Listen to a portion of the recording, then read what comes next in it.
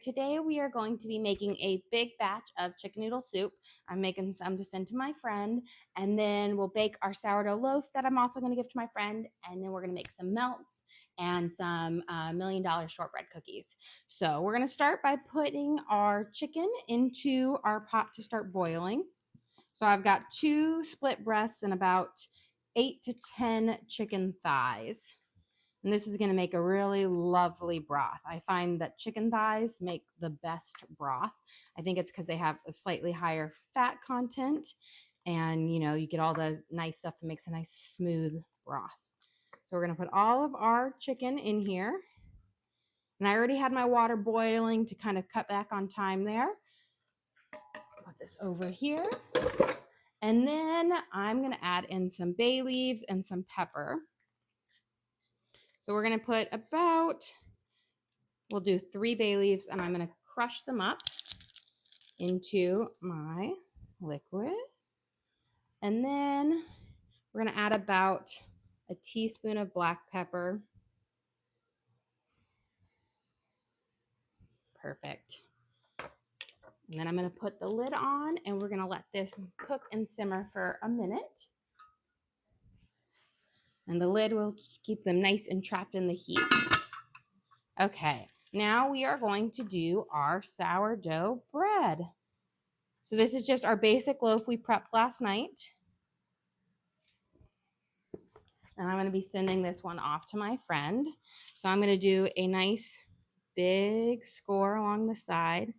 And then we'll do a little cutesy design. A little kind of like wheat thing, whatever they're called, a wheat grain. There we go. And I'm going to make sure I had my Dutch oven preheated to 500 degrees for the last hour. So it's really hot. I'm going to put it back in here. And then we'll put the lid back on, and then I'm going to pop it in my oven at 500 degrees for 20 minutes. Then we'll take off the lid and cook it a little bit lower for about 20 minutes. So trick is you got to make sure you cover it first. This is going to trap in the moisture to our bread and prevent the top from burning, because you want to use that nice high heat like a good bread oven. I'm going to set my timer for 20 minutes so we know when to come take the lid off. Okay, let's start prepping our $1 million shortbread cookies. These are no-bake cookies. So we're going to start by making the caramel sauce for our shortbread cookies. So in a small sauce pot, I'm going to add in 1 stick of butter. And this is salted butter. I pretty much only ever use salted butter in my cooking. I'm going to turn my heat on low, or medium, I will say, to have it start to melt.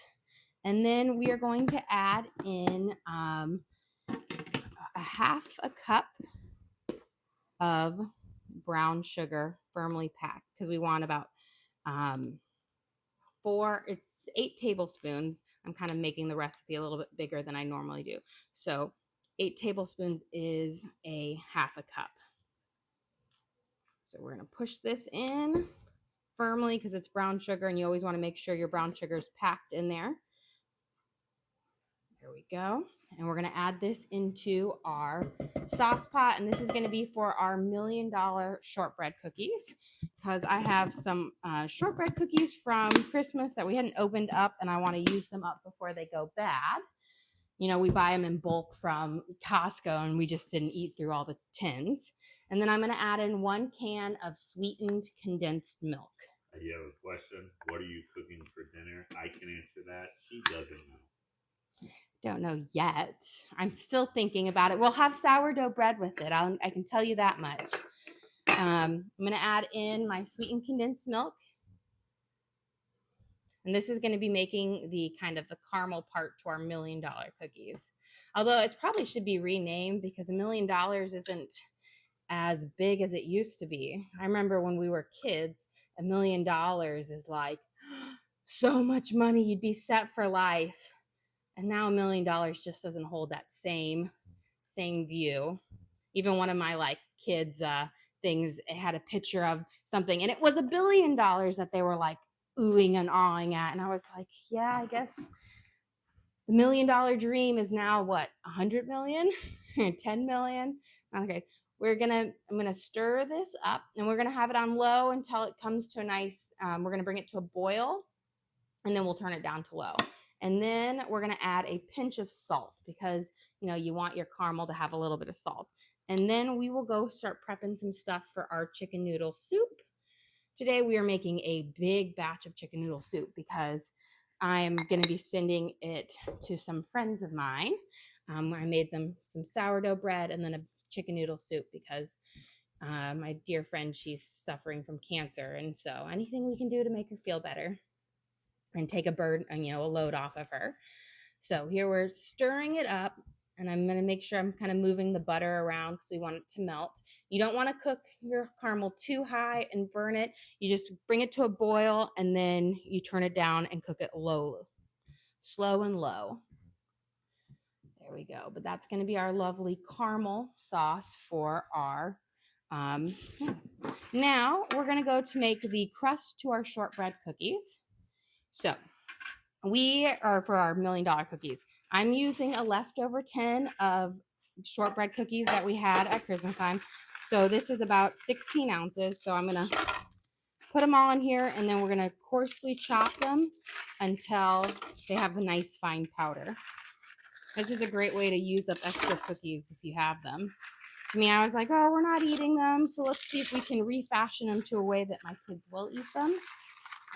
I think you buy them in a bulk and they all love them, and then you had enough cookies for a while because you get like 4 tins of these at a time. And then we had, I think a neighbor gave us a tin, so we had so many shortbread cookies. And then I make my own cookies, so I was like, oh, I don't want them to go to waste.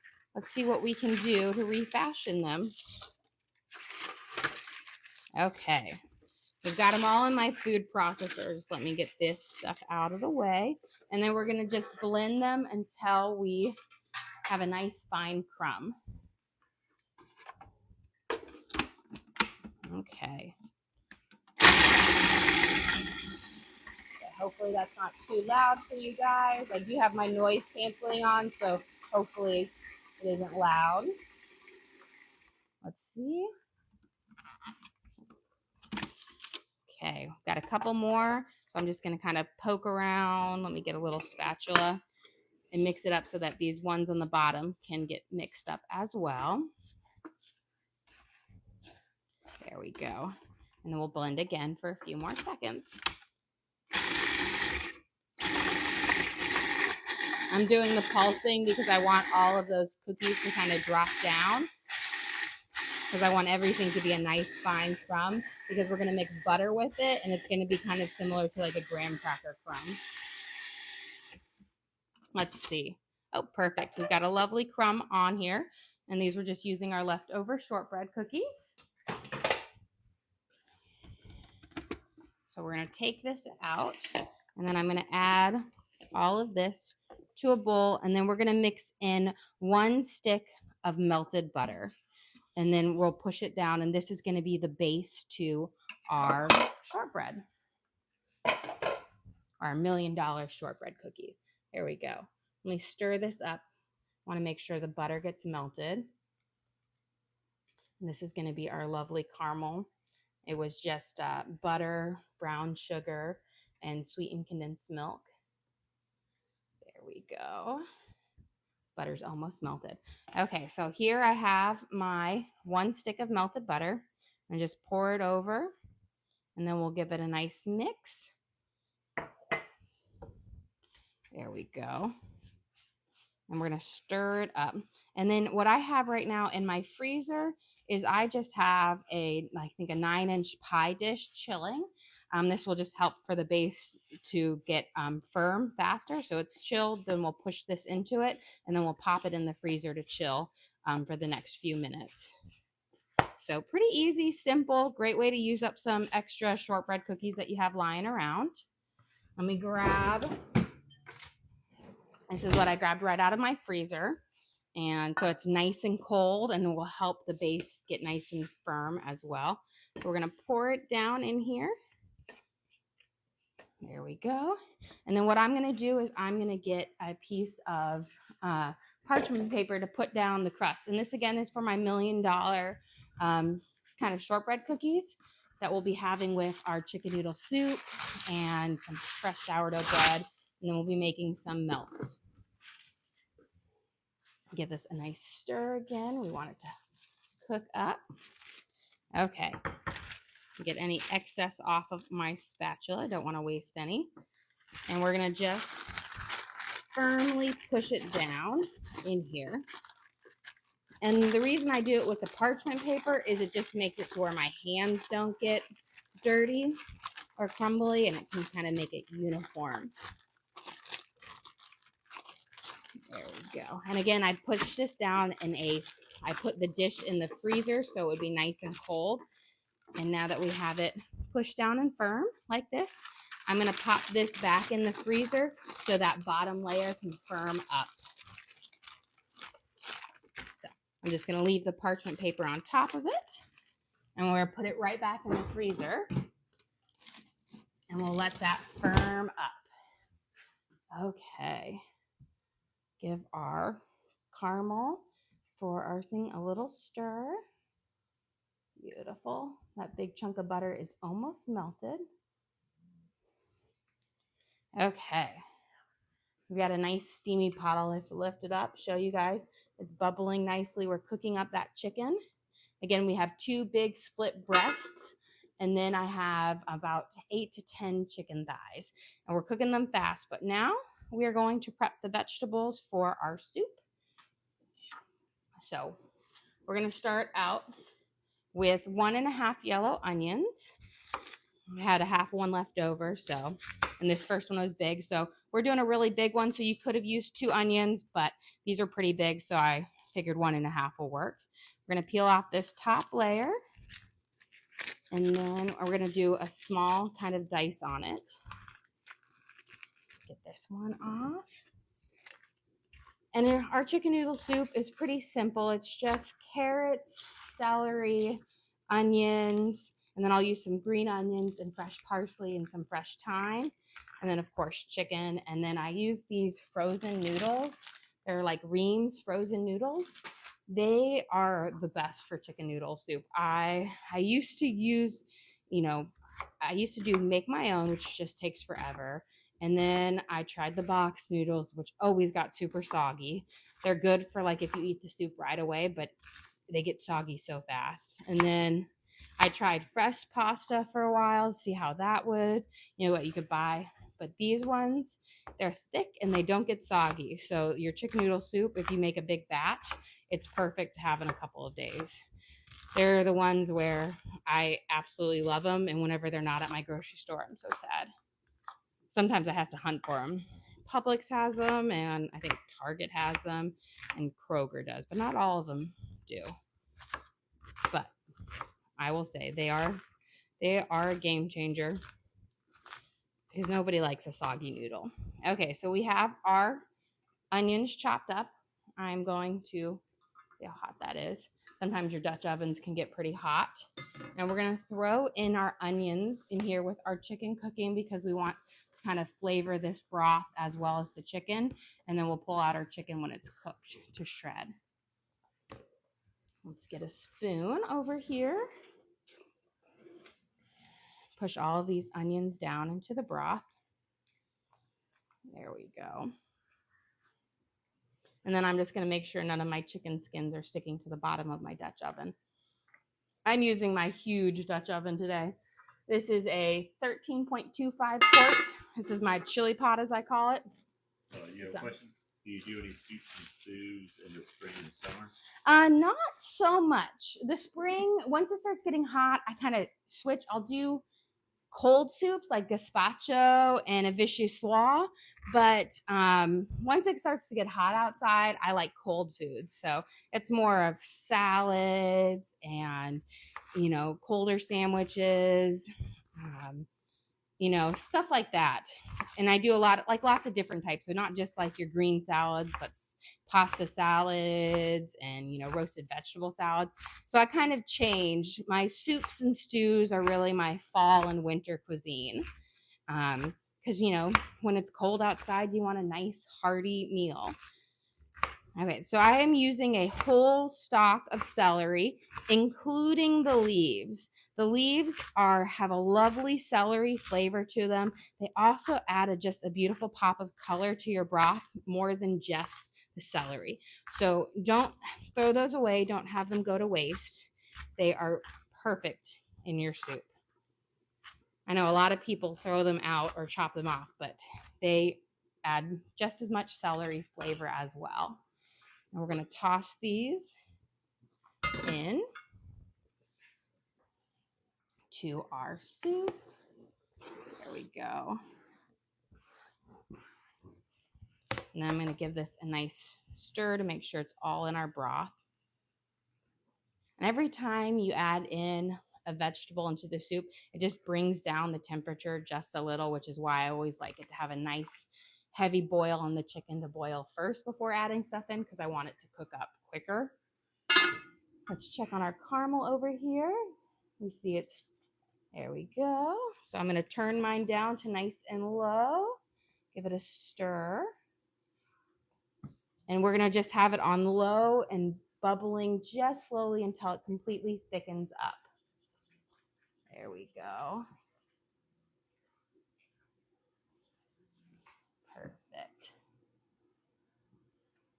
Okay.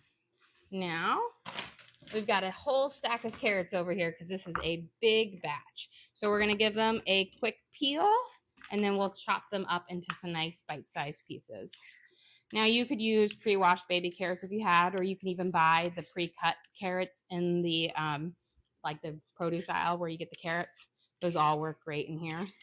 A lot of times I might do that if I'm in a pinch of time. I might grab those, but I do like to try to buy our food in bulk from Costco because we are such a big family and we go through a lot. So sometimes it just takes a little bit of extra prep work, but it saves you quite a bit of money in the long run. It's kind of like with fruit. I always buy my fruit and cut it up because they charge you an arm and a leg when you cut up, you know, when you get cut up pineapple or something like that. It's just, you know, 300, 400 times the cost of what that pineapple would be. There we go.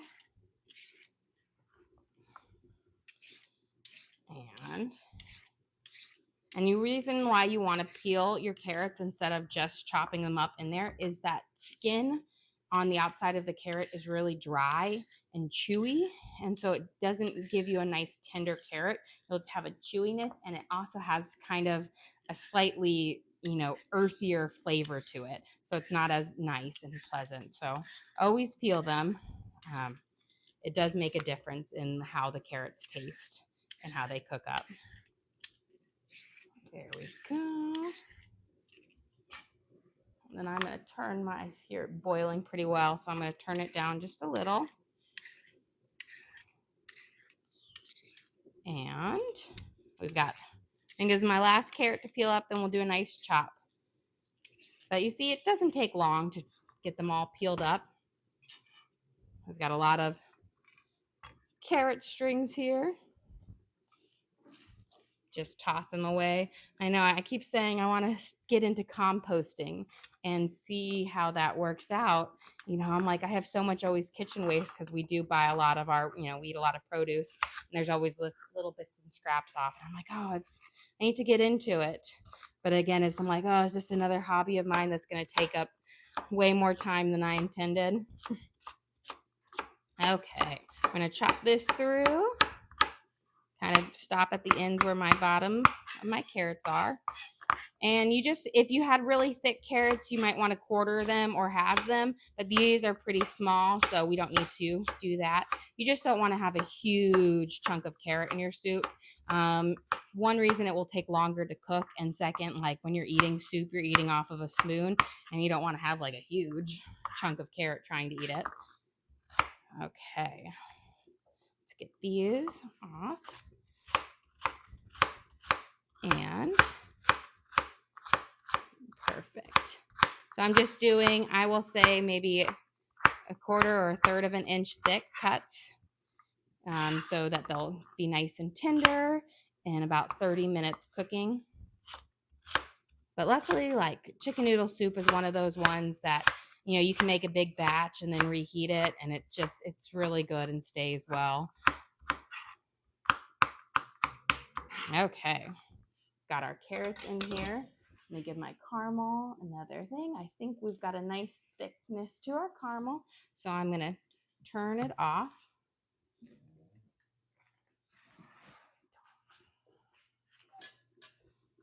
There we go. And then let's get this right here.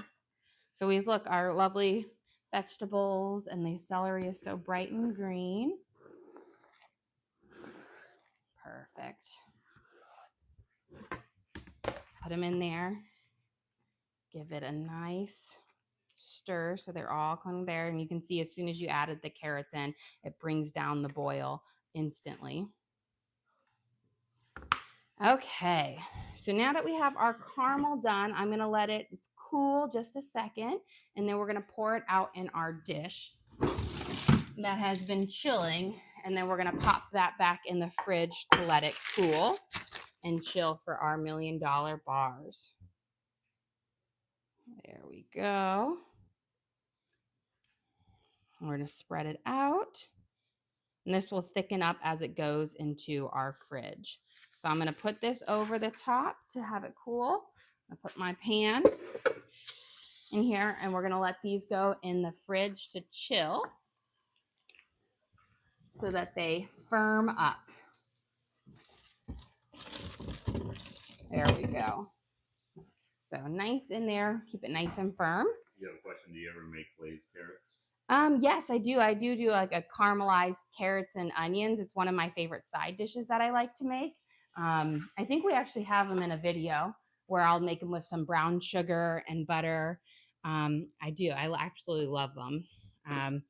And then I've done some roasted carrots in the oven where you kind of do a sugar glaze. I'll do a balsamic and honey on them. There we go. So I'm going to move my chicken around. Get it nice and thin. Let me see, how much time do we have before? Oh, 16 seconds. It is time to take the lid off of our sourdough bread. I always sit there and I'm like, gosh, I felt like it was coming up on 20 minutes. Are you using bone chicken or boneless for the soup? I am using the with bones. So I have a split chicken breast, which still has the skin and the rib bones on it. And then I'm using chicken thighs. So I'm going to pull this lid out first, and then I'll show you the nice pop on our bread, and then here, I can pull it back. It's very hot. You see how it's kind of burst open? Beautiful. So I'm going to turn my temperature down to 450 degrees, and then we're going to cook it for about another 20 minutes. You want to turn it down because you don't want the crust to get super dark or burn. So 500 is pretty hot. So I always turn it down. Okay, now we've got our soup and our grilled cheeses that we're gonna make. I'm gonna just pull out a chicken, and I'm gonna see if it's cooked all the way through. And if it is, I'm gonna pull them out on a tray and let them cool for a hot second. But I always wanna test. I'm gonna test with my big breasts because these are the thickest. And I did make a slit through my breasts before I put them in so that they could cook up a little bit faster. So essentially, you're just making sure there's no pink, and there is no pink. So they are cooked all the way through. So what I'm going to do is, this is what I like to do while we prep our sandwiches. I'm going to take our chicken out, and then I'm going to pull off the skin real quick, because the skin acts like an insulator, and it will make it to where it's really hot. But if you pull it off, your chickens will cool down really fast. So I just use my tongs and I slide them right off like this. And that just means I can shred my chicken faster without it like burning my hands. Because this is, boiling hot. Because I will say, if you leave that skin on there, it will be hot in like 30 minutes still. And I want to be able to shred this in like 10. There we go. And it's like fishing. I told you we had several in here. This is a big pot of soup that we are making. But so these right here are the split chicken breasts. So it's essentially the whole breast of the chicken with the rib meat on it and the skin. And that I love using that with a bunch of thighs because the thighs are the fattier part of the chicken, which will give you a lovely broth. But breasts have a bit more meat on them. So we're almost done getting all of these out. There we go.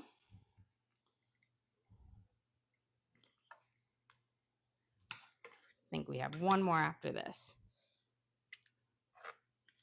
Put some of these carrots back in. Always the vegetables trying to escape. And let's see. You see quite a bunch of chicken in here, but I think I have got it all. Perfect. So we're just going to leave this right over here to cool. And while that is cooling, I'm going to put my noodles in because these noodles need about 10 minutes to cook. They are frozen, so I got them out of the freezer, but you can see they are a really thick noodle. But they keep their body in shape when you cook with them. And it gives you that homemade taste and texture, but without all the work. And you can buy them in the freezer section, but they're a game changer with chicken noodle soup. So I'm going to put these all in here, and because they're frozen, they're going to bring down the temperature of my broth. So I'm just going to spread the noodles out right there. And then before we're done, we're going to add in a couple of heaping scoops of chicken bouillon. So this is just going to add a bit of saltiness to our broth, as well as, an extra punch in the chicken flavor. Yeah, question, what's the brand name of the noodles? They are Reams. So Reames. Reams Homestyle Egg Noodles. And they're in like the freezer section where you can buy frozen pasta. Like they have ravioli and dumplings, at least at my grocery store. That's where they are. Okay. Next to like the bread where you can buy your like garlic bread and stuff like that. Okay. Got my broth in there, seasoned up. And I use the last of that. Okay, let's prep our grilled cheese melts that we'll have with our soup. So I've got our bit of our sourdough left over. Take this out of the way since we don't need it. We're going to have a couple different melts today. We're going to have some roast beef and cheddar, a salami with sun-dried tomatoes, as we went for my daughter. She loves her sun-dried tomatoes. And then we'll have, I think I'm going to do a roast beef and Gouda. Okay, How many bags of noodles did you use? I used 2 bags of noodles. Now, this is a huge batch of soup that is going to be for 14 people. So I normally, when I'm not cooking for so many, I'll use 1 bag of noodles because there's a lot of noodles in a bag. But this is a big pot of soup. As you can tell, I'm using my large Dutch oven. This is like the biggest one that Le Creuset makes. And it's typically my chili pot that makes like 50 pounds of chili.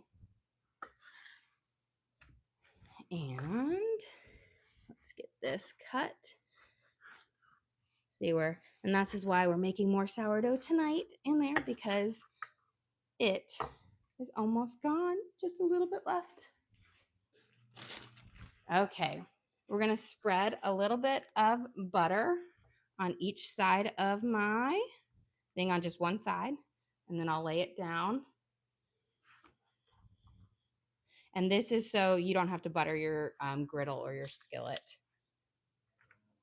There we go. Perfect. And then get a little bit of butter. That's why I always keep room temperature butter, because it is the best. It's always good on toast and bread. Cold butter just doesn't cut it. It's funny, growing up, I never had room temperature butter. My mom always put hers in the fridge. And so it was like, never understood how good room temperature butter was on toast. I used to think I'd go to my grandmother's and I always like, she has the best toast. And it was because her butter was room temperature instead of me trying to like put a cold swat of butter on it. Okay, so we're going to do a roast beef and cheddar. Actually, that one's going to be over here on the Herby one. And then for mine, I'm going to do Gouda because Gouda is my favorite cheese. And there we go. So this is just regular, not smoked Gouda. And then for my daughter, we're going to do Gouda and Munster on hers. There we go. I will say it's getting nice and steamy in here with the cooking the soup. It's actually like we've kind of had our first little heat wave this week with spring. We've been in the 70s, and you know when you're kind of like stuck in that where it's still cold at night, but it's like getting into high 70s that you're like, oh, do we turn on the AC? Do we not? Okay, and then we're gonna use some just sandwich roast beef meat for our other two ones.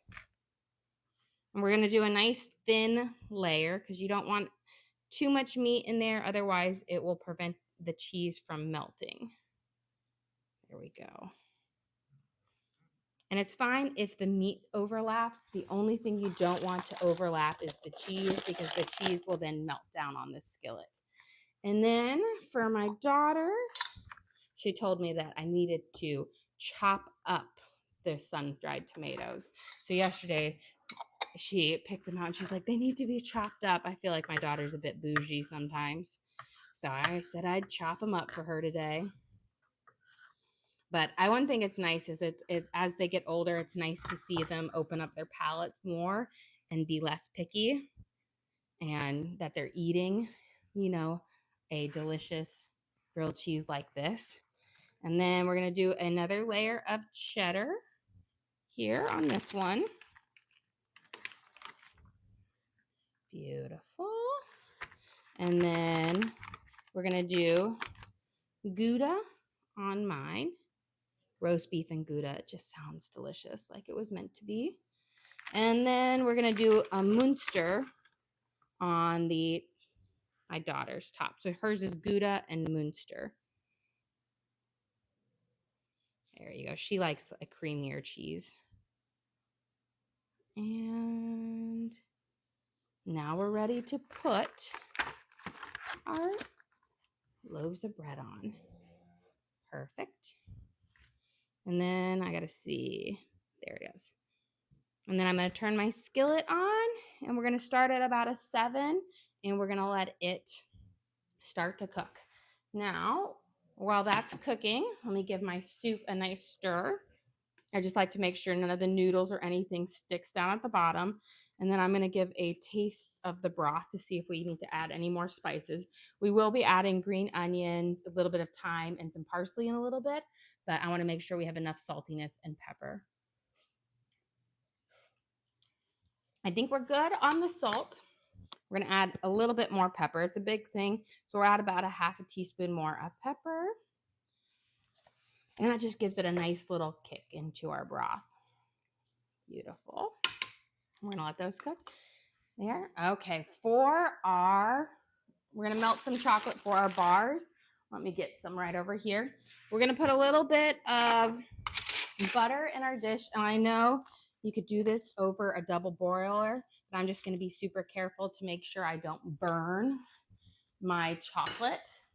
So if you are going to not melt your chocolate over a double like boiler, you have to pay attention. So I'm going to melt the butter real quick, just a little bit, so that I have a nice oil kind of coating on it, which will prevent my chocolate from burning. But ideally, you should get out about double boiler, but I'm all about making things a little bit easier. You could also do your chocolate in the microwave if you wanted to, but I find out it works just fine here.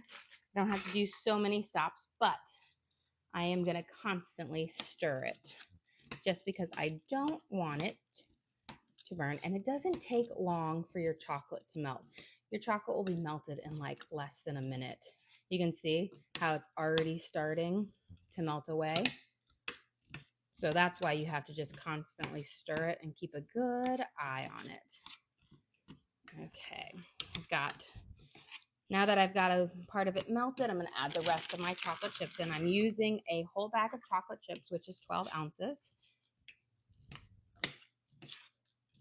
Beautiful.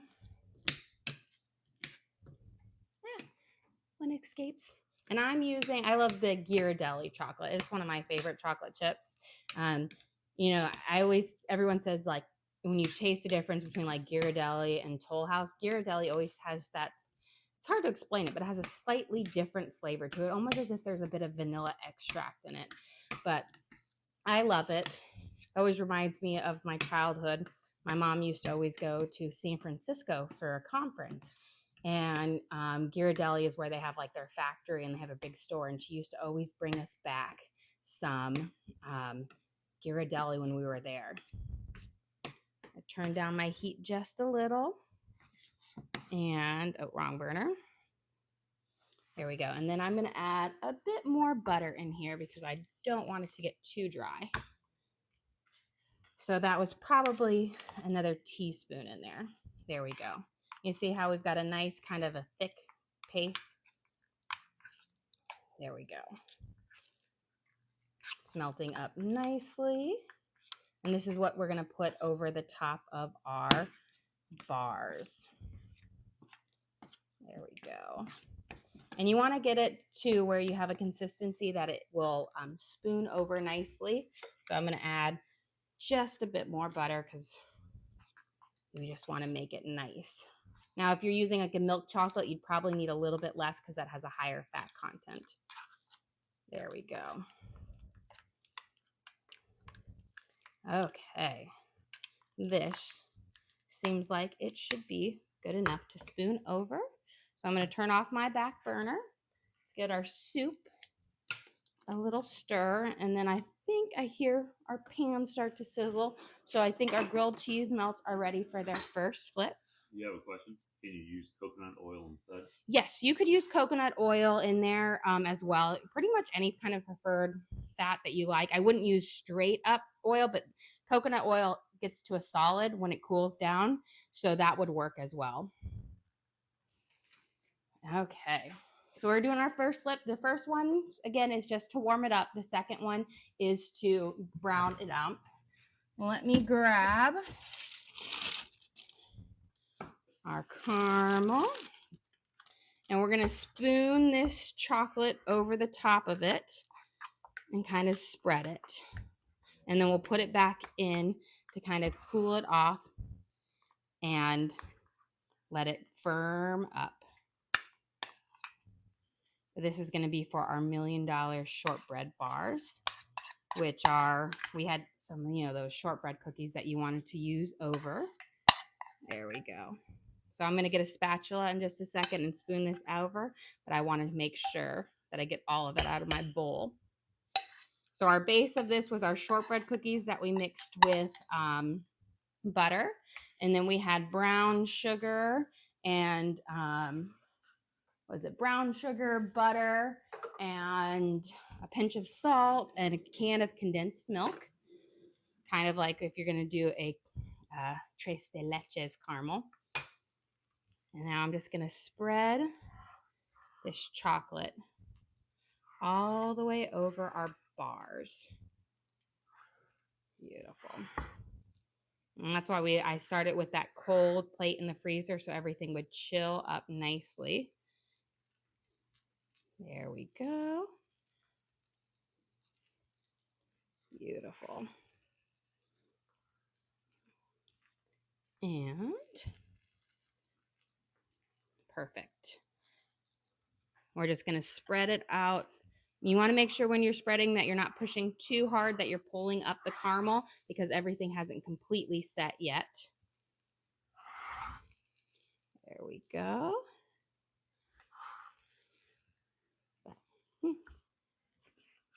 Delicious.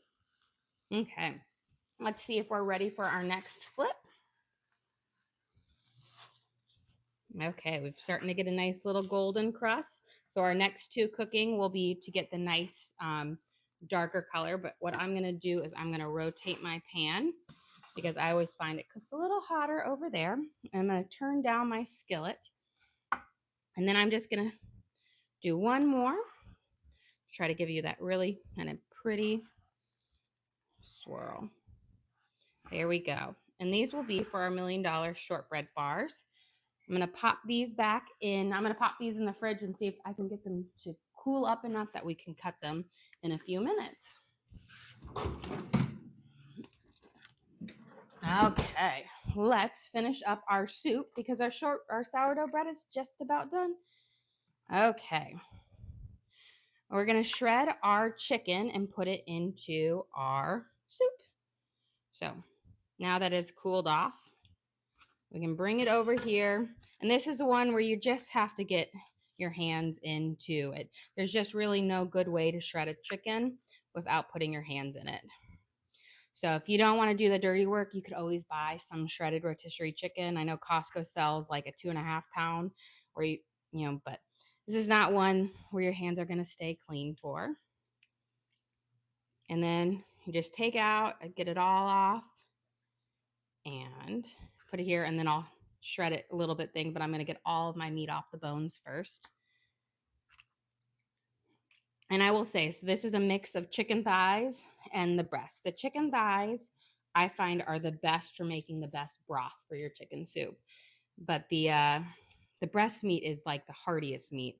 It's the nice big chunks that you see in all like the picturesque chicken noodle soup. But I do find I love dark meat, so I love chicken thighs as well. And they actually hold together a little bit better than a chicken breast. Chicken breast tends to get a little stringy the longer it sits in a broth. There we go. And pull off that skin.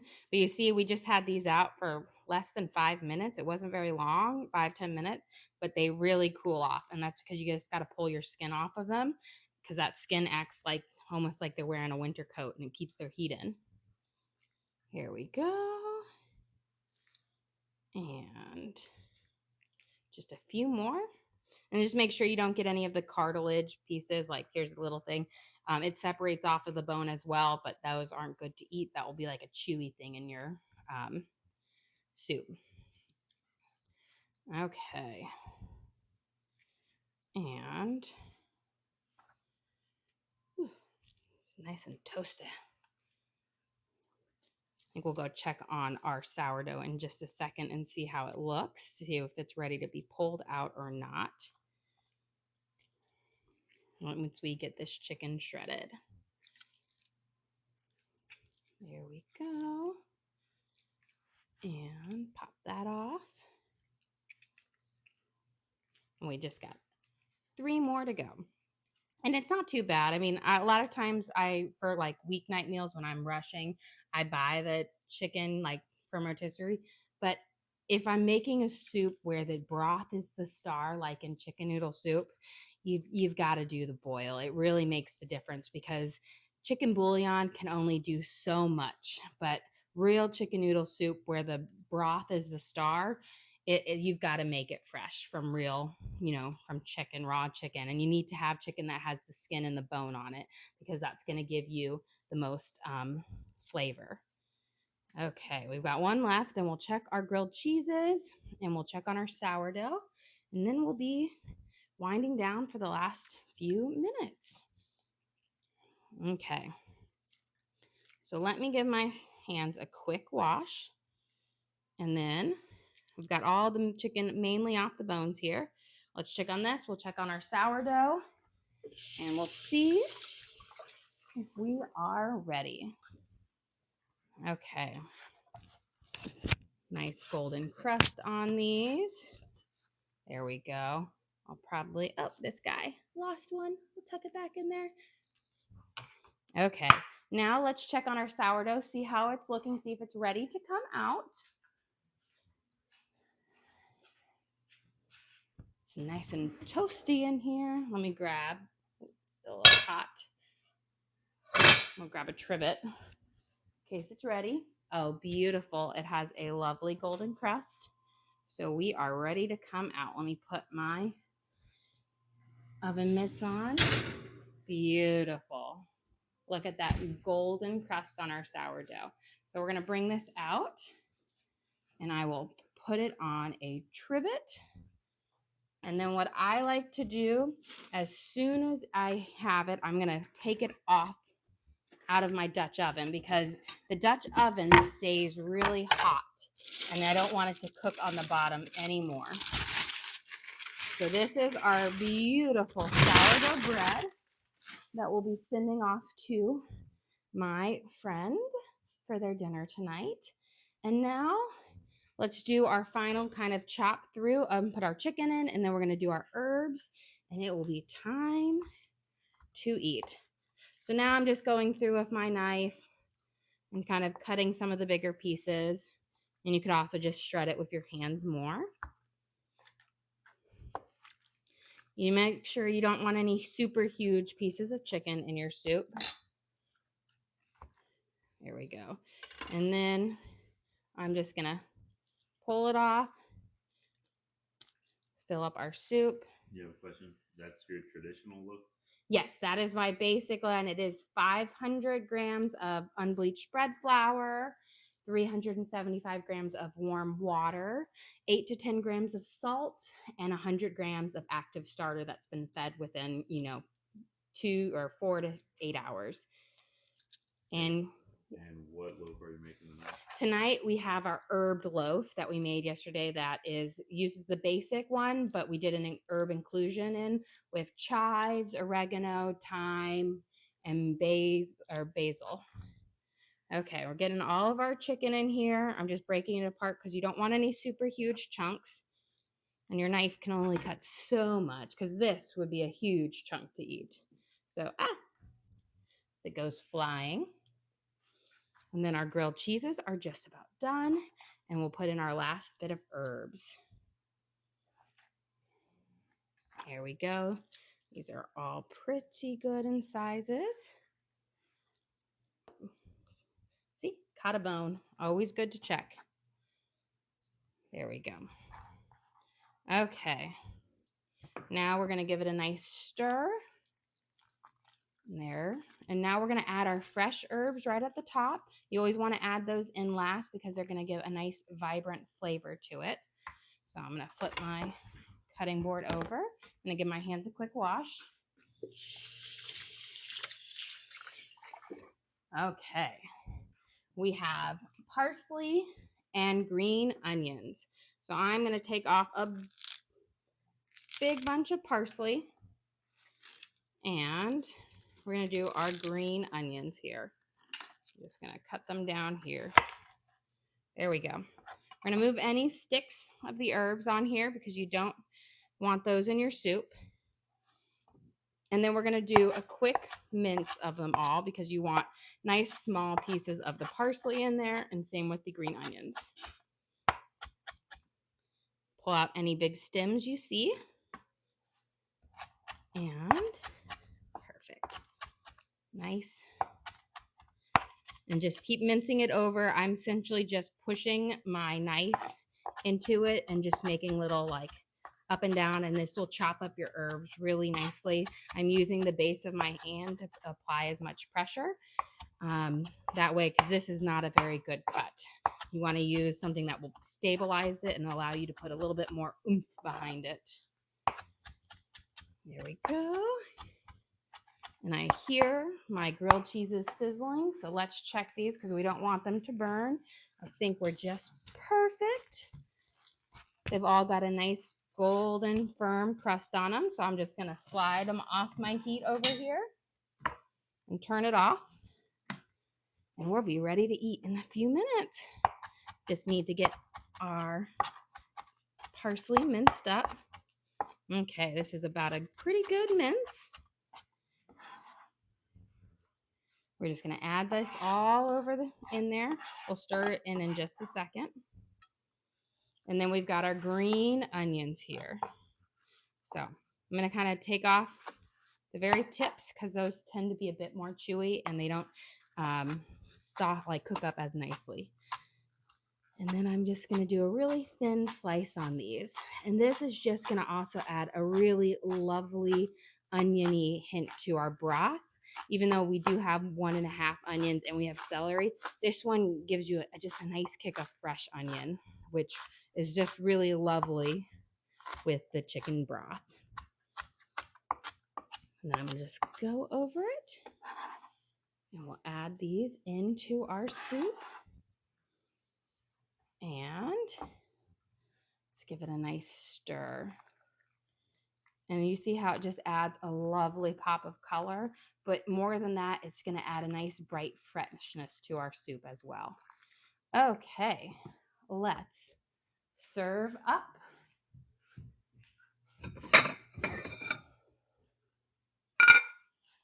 Okay, we've got our grilled cheese. And we're going to serve this with some chicken noodle soup.